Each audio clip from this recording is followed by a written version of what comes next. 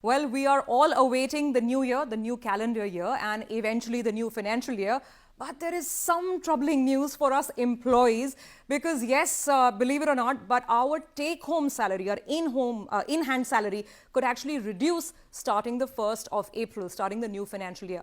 Why is that? Let's look at the basics. Now, over the last couple of months, India enacted 4 major labor codes. These were the Code on Wages, the Code on Social Security, the Code on Industrial Relations, and Occupational Safety, Health and Working Conditions. Now, for our purpose, these 2 codes are really important. They are the reason why we need to have this conversation and explain to you why your take-home salary might go down.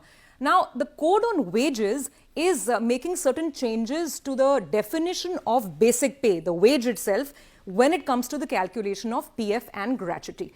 So, what it's saying is that if the basic salary is less than 50% of CTC, then the CTC needs to be re-engineered or rejigged because your PF has to be calculated on 50% of CTC. That's what the basic pay should come to, which means that if employees right now have basic of less than 50%, with this change, they will face a hit with their PF contributions going up. I'll just illustrate that with an example in a bit. But largely speaking, the hit is going to be both on employers and on employees because the basic salary itself goes up. So therefore, the PF contribution will go up both from the organization's standpoint and my standpoint.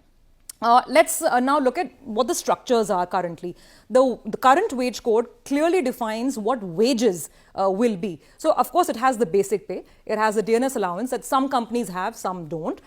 It could have a retaining allowance, again, not mandatory, depends on the structure. Then there are all the other components. Some employees have a statutory bonus. Some might get an additional allowance for accommodation. This is, of course, a part of everybody's structure, right? The employer's contribution to PF. There could be a conveyance allowance, there could be other miscellaneous allowances, reimbursements. There is also the special allowance, and this is how a lot of the engineering happens, the balancing act, so to speak. We'll come back to this. Now let's look at an example. For the sake of simplicity, let's assume that the CTC is 100 rupees. So this is an employee earning 100 rupees. Let's look at the wage. What is the wage component? Here we're assuming that the basic pay is 35. The DA, we're assuming is 10. DA has a complicated formula to it. We're not getting into that. Let's just assume that DA is 10. This employee is not very important, has no retention bonus or no retaining allowance, so that's 0. So what's the basic wage coming to? 35 plus 10 plus 0, this is 45 rupees. The rest of his or her CTC, which is 55 rupees, is all part of the other components. All of that comes over here. Now we go back to the rule. The new rule is saying that to calculate PF, you need to make sure that you take 50% of the CTC as basic pay or the basic wage.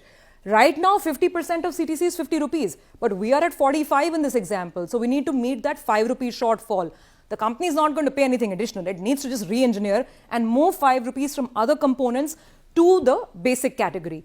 Now, what this essentially means is this 5 goes over here, 45 becomes 50, and then the PF liability starts going up. So if we move to the next examples, it'll become very, very clear that as that 50% of CTC gets considered, the calculation simply jumps up higher. So earlier, the PF was on 45% or on 45 rupees. Now the PF has to be calculated on 50 rupees, which is why the hit comes in.